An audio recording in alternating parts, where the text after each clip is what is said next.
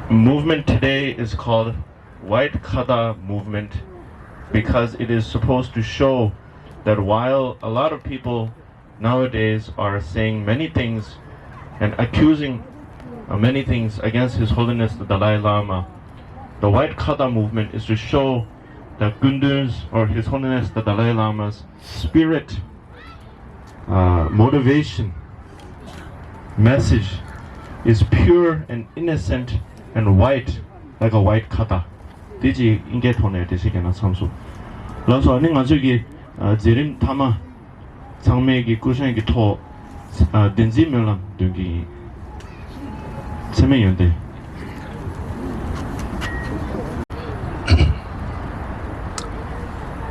So today is 25 years since Paul Tupengudula self-immolated in Delhi.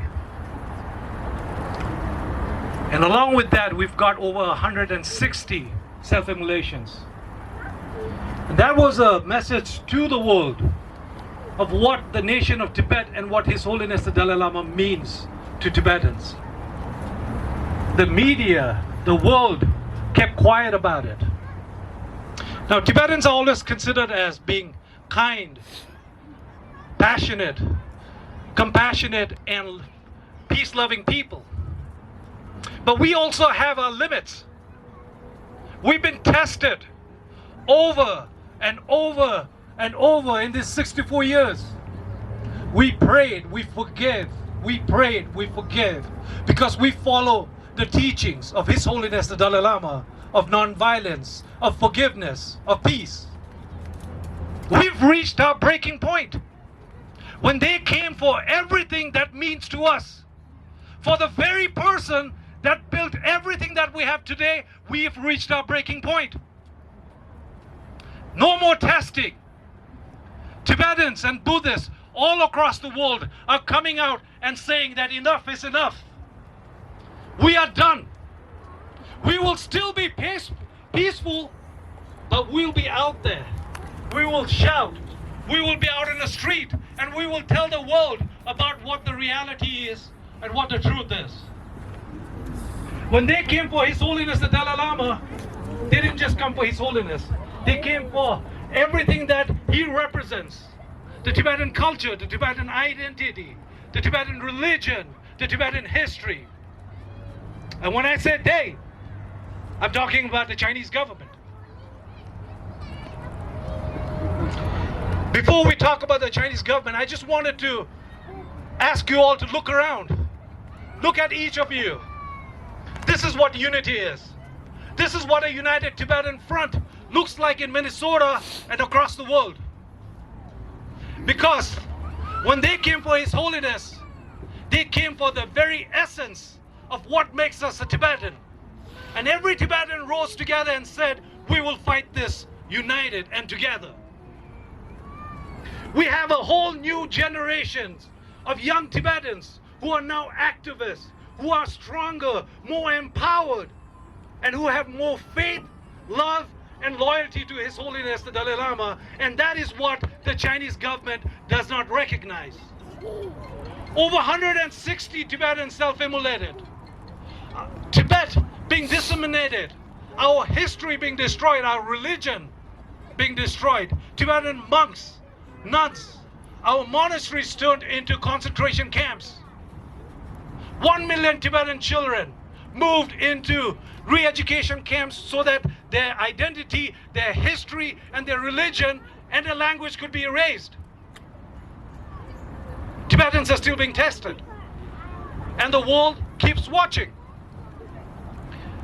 As we talk about new generation of activists, we also know that the Chinese government spent billions of dollars to start a cyber war. To start a cyber war attacking His Holiness, our movement, and our people. It's $1 billion. But how did we face them back? Based on our faith, our love, and we are winning. We are winning that message. We are winning and changing the narrative of what they put on His Holiness. The Chinese has been following this movement and His Holiness for 64 years. So don't tell me that they have not found anything on His Holiness in this past 64 years. They have waited for this opportunity and they're making the best out of it. And they gave him a label that is the worst in humankind, the worst that any human being could have. That is the label they gave His Holiness. So we are done being tested. We will change the narrative. We are changing the narrative. Today, the Chinese government is responding to our narrative. We did not spend billions of dollars for this. We were armed with our truth. We were armed with our faith. We were armed with our love for His Holiness. And that is what the Chinese don't have. They may have more money, they have more people, they have more power, but they don't have His Holiness. And they came for Him.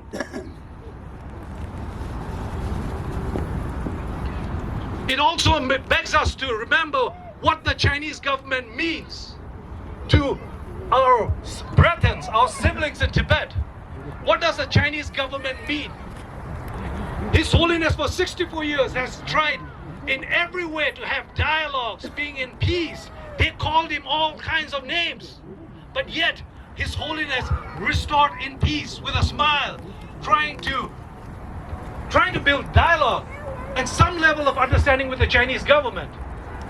And what do? They label him with the worst name any human beings can have. So the question we beg is it worth being with this Chinese government? Is it worth that they are taking our children away? They are slamming, disparaging His Holiness the Dalai Lama's name. Is it worth sitting and talking to this Chinese government? It begs for us to reason and question. To the rest of the world, people who are concerned about the boy, within Tibetan communities, yes, we do not condone child abuse. We do not support it and we oppose it. There have been stories of and many incidents of powerful people and religious institutes abusing children. But His Holiness's warmth, love, a cultural prank, of grandfatherly affection to this boy should never be compared to that. And I ask the world, watch the complete video. Don't make your decision based on an 8 to a 20-second cleverly edited clip against someone who has 87 years of righteousness, who's lived 87 years as a celibate monk, who doesn't understand your cultural shifts, who doesn't understand what your culture is. Watch the full video before you make a judgment.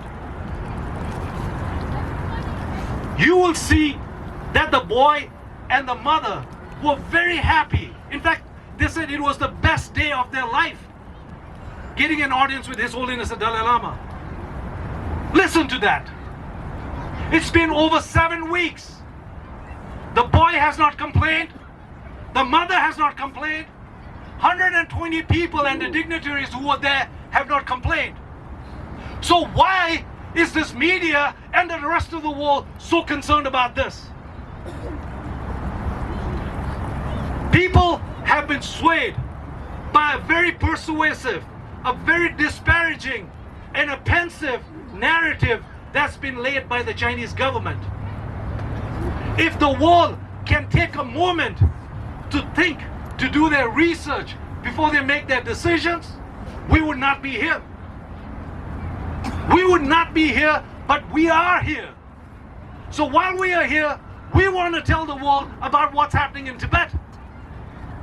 We want to tell the world how the Chinese government has been forcing His Holiness the 14th Dalai Lama to reincarnate so that they can choose the 15th Dalai Lama. An atheist government. We can tell them that His Holiness the Panchen Lama has disappeared and today he's 34 years old and still is the youngest political prisoner in the world since he was 6 years old. We can tell the world about the self-immolations. We can tell the world how Tibet is being destroyed, how our people are rapidly being erased in their own country.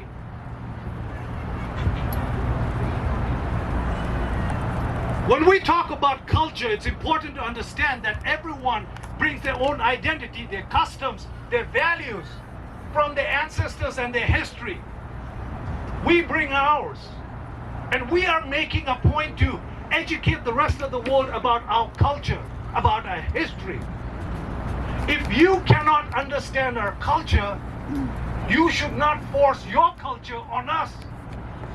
If you do not see the purity and know the difference between love and lust, you should clean your own lenses before you pass judgment on what happened. So the rest of the world really needs to look, reflect on their own beings before they point fingers at us and before they point fingers at His Holiness the Dalai Lama. The media, I can talk about the media on and on, but the media runs on TRP. They run on TRP. They make the money based on shock values. They make the money based on shifting incidents. So they used this 8 to 20 second clip to gain more publicity across the world. And today, they moved on to some of the news. Those social media influencers made comments and they moved on to other things. We can't move on. This is where we are standing. We are traumatized. We are horrified by what happened. You do not expect us to move on. We will probably move on once the media comes out and apologizes for the mistakes they made. Once people who made all those comments come out and apologize to His Holiness, then we could consider moving on. Because we've been there before. We have seen how the world reacts when we are in pain.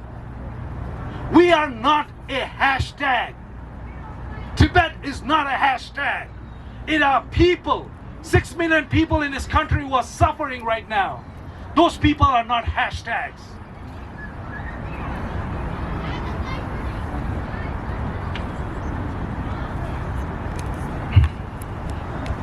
Finally, my appeal to our own siblings in exile.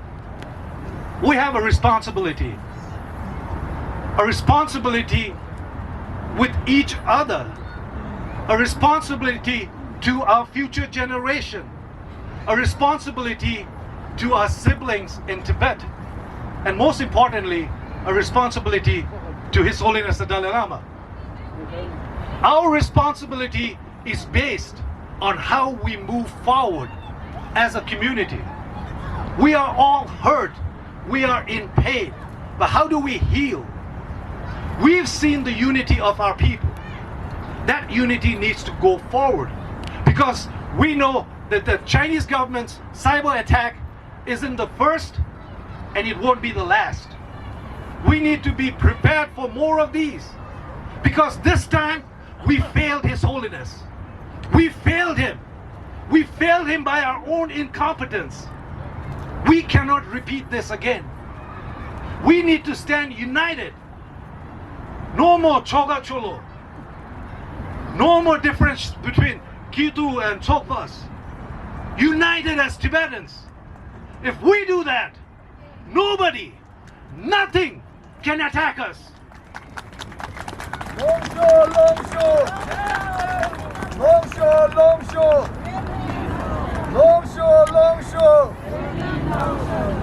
My appeal to every Tibetan in the world living in exile is go back, look at yourself as a Tibetan.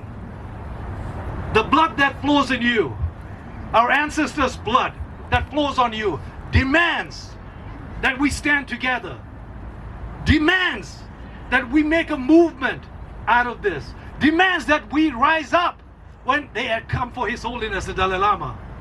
This is not an expectation, this is a responsibility.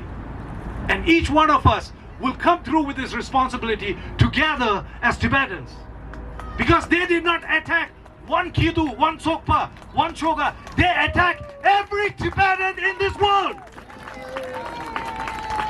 And that's why I say, when they come for His Holiness, like they did in 1959, every Tibetan stepped out outside the Potala Palace and sacrificed themselves till the streets were filled with blood. We will once again show the world and show China that if they come for His Holiness, they will have to come through all of us as Tibetans, united, standing strong. Pegalo! Pegalo! Pegalo!